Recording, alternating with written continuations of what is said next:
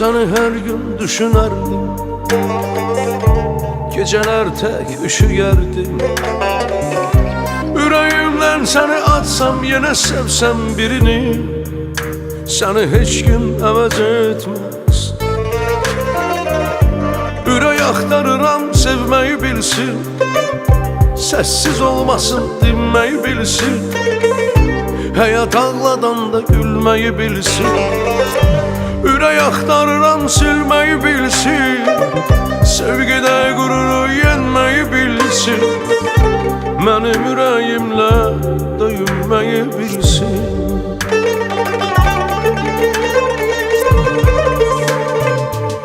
Ürək axtarıram, ürək axtarıram, çıxıb getsə əgər dönməyi bilsin. Ürək axtarıram, ürək axtarıram, ölümünə sevsə ölməyi bilsin.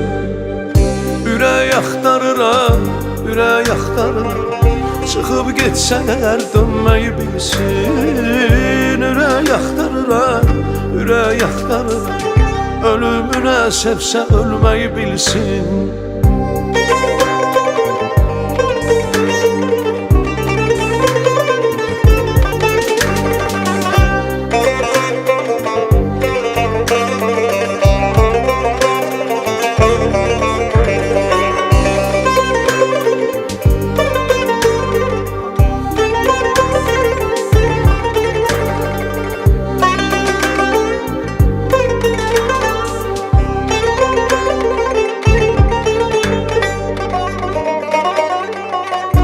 Bu məhəbbət məni məndən qoparıb çöllərə saldı.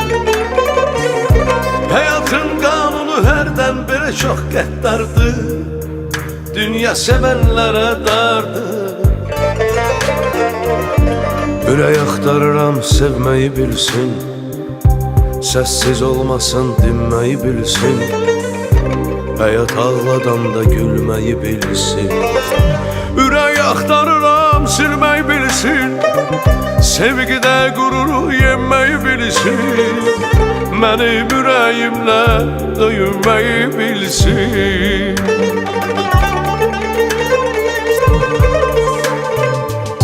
Ürək axtarıram, ürək axtarıram, çıxıb getsə əgər dönməyi bilsin. Ürək axtarıram, ürək axtarıram, ölümünə sevsə ölməyi bilsin.